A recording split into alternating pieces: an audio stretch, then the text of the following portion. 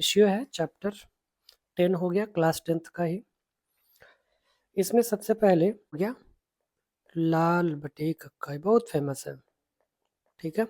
ये UP board के लिए काम आता है। सीबीएसई बोर्ड के लिए ये हो जाएगा पाकिस्तान भूखा प्यासा, हिंदुस्तान हल्ला बोल, ठीक है। अब इसे हम क्या निकालने की कोशिश करेंगे, इससे हम ये निकालेंगे, या लाल बटे कक्का वाला भी सेम वही होगा, यहाँ पे मैं लिख रहा हूँ। तो ये जैसे इसके लिए हो जाएगा ये साइन, ऐसे याद रखना है, ये कॉस मतलब कॉस थीटा, और ये साइन कॉस टेन हो गया। फिर ये नीचे जब आएंगे तो साइन का उल्टा होता है कोसेक थीटा, और कॉस का हो जाएगा सेक थीटा, टेन का हो जाएगा कॉट थीटा।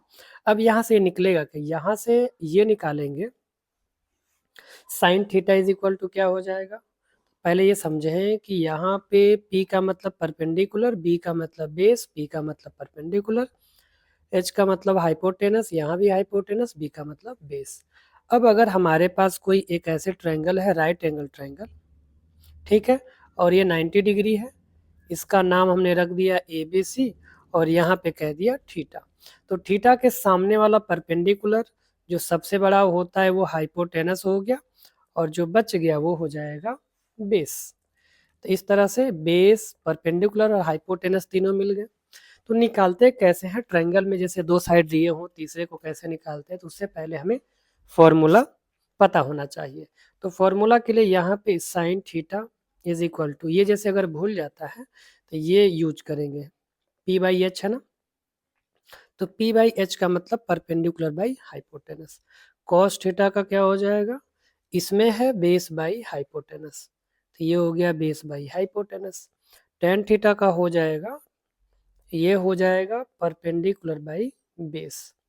अब यह साइन का जस्ट अपोजिट लेते हैं तो ये होता है कोसेक थीटा, और कोसेक थीटा यहाँ पे क्या है, एच बाई पी हो जाएगा, यानी कि साइन का उल्टा ही कोसेक। फिर यहाँ कॉस का उल्टा करेंगे तो यहाँ पे मैं नीचे लिख लेता हूँ सेक थीटा, तो सेक का हाइपोटेनस बाई बेस होगा, हाइपोटेनस बाई बेस, या यहाँ पे भी उल्टा कर देंगे तो सीधे ये मिल जाएगा। फिर एक बच गया टेन का उल्टा कॉट, कॉट थीटा हो जाएगा ये बेस बाई परपेंडिकुलर। ये तो हो गया सीबीएसई बोर्ड, आईसीएसई बोर्ड, ठीक है ना, जो इंग्लिश मीडियम वाले हैं।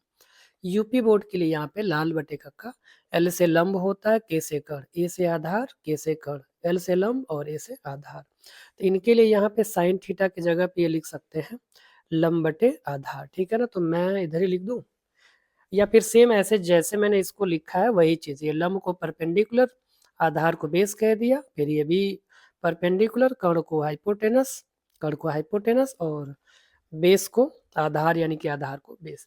तो इसी की जगह पे हिंदी वाला रख लेंगे तो ये आ जाएगा। अब अगर ये निकल गया, जैसे ये फॉर्मूला पता चल गया, तो अगर किसी ट्रायंगल से हमें निकालना है, सपोज कि हम इसी को इरेज कर दे रहे हैं और यहाँ पे एक क्वेश्चन इंट्रोड्यूस कर रहे हैं, ये हमारे पास ये 90 डिग्री है मान लेना है, और ये थीटा ये दिया है 45 डिग्री, ठीक है, और परपेंडिकुलर अगर मान लेते हैं यहाँ पे 2 दे दिया है, हमें निकालना है ये बेस कितना होगा।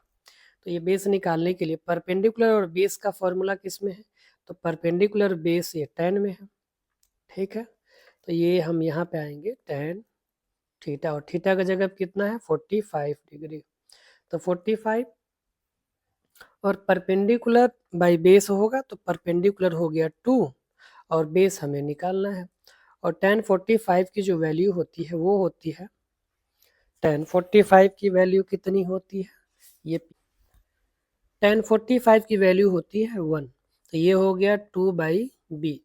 अब यहाँ से b इज इक्वल टू 2, तो बेस कितना आ गया 2, तो यही हो जाएगा आंसर। तो इसी तरह से इन सभी का ये यूज करते हैं, ठीक है ना। तो ट्रायंगल देके कुछ भी बेस, हाइट या हाइपोटेनस पूछ ले तो फॉर्मूला यूज करेंगे और आंसर निकालेंगे, ठीक है।